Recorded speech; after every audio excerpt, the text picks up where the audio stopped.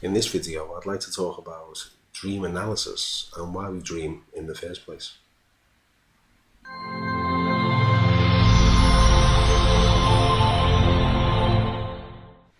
Hello and welcome. My name is James Taylor. I'm a hypnotherapist, a life coach and a counsellor from number 1 Harley Street in London. In this video, I'd like to talk about dream analysis and why we dream in the first place. And I've got to be completely frank, dreams fascinate me. I think they're wonderful. They're very revealing both for me personally, but also when I include them in client work here at Harley Street. Every dream means something. And to explain how this all works and why we have them in the first place, I've got to tell a little bit of a story. Now, when we dream, we are processing. And sometimes, I'm sure we've all had dreams where we wake up and it doesn't make any sense whatsoever. And that's all part of the master plan, because it works like this. We effectively have 2 security guards inside us. One is the day shift and one is the night shift.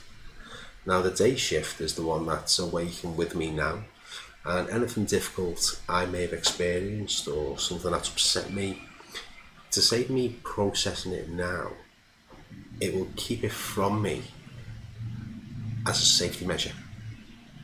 But as I go asleep at night, the daytime security guard also goes asleep. But he hands over responsibility to the night shift security guard. And what the night shift security guard will do, they're not as strong, but what they will do is they will allow me to process this issue, whatever that issue may be, but in a safe way.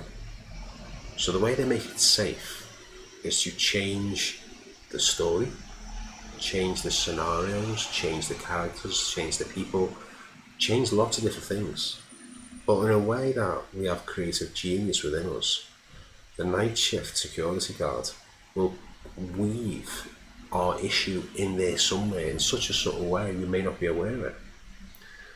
Now, that's when we have a lovely, pleasant dream. And we might wake up the following morning and scratch our head and say, I had this dream last night, it was so weird, I can't make any sense of it. But sometimes the system goes wrong because we're not infallible. And when it goes wrong, it happens because of mainly this reason. The issue that the night shift security guard is processing and the false story it's created. If the issue is too strong for the story collapses under itself, and the dream turns into a nightmare. And it can be a nightmare that's not linked in any way to the particular issue. It can just develop in a certain way.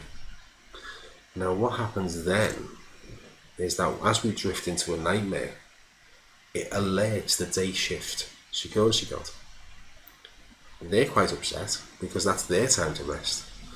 But they realise very quickly what has happened. And they will try and physically wake me up or wake you up to get me out of that nightmare. And that might be when you're having a nightmare, you know you're having a nightmare, and you're trying to wake yourself up out of that nightmare. What's actually happening is that's the day shift security guard trying to get you out of that situation to keep you safe. Now when they are successful at doing that, what they should do is stick around for a bit, let you go back to sleep, make sure you're safe, and when you are safe and you're settled, hand the responsibility back over to the night shift to carry on as before. But if they leave a little bit too soon after you go back into sleep, you can drop back into the nightmare. So that's why dreams are fascinating, because it's our unconscious mind processing some difficult stuff.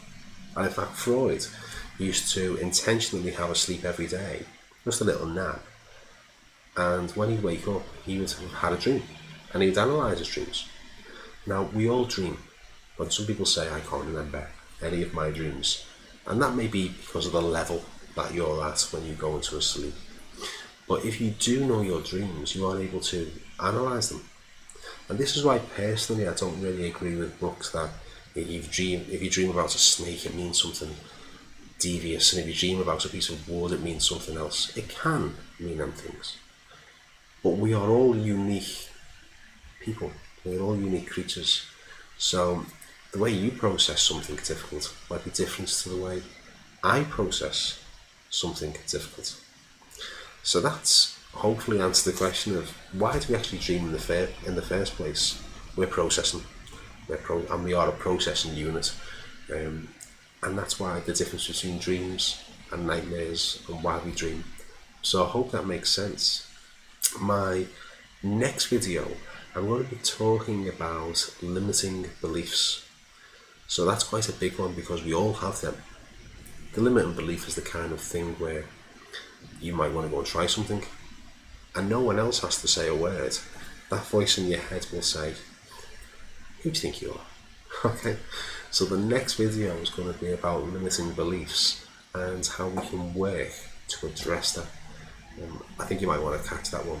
So if you like these videos, please press the like and the subscribe button. Down there as well, you'll see a little bell. If you press the bell, you get notified every time I upload a new video, which I'm hoping to be every Tuesday. So until next time, I hope you sleep well. I hope you understand your dreams and your nightmares a little bit better. Hopefully you have more dreams than nightmares. So my very best wishes. My name is James Taylor. Take care. Bye bye.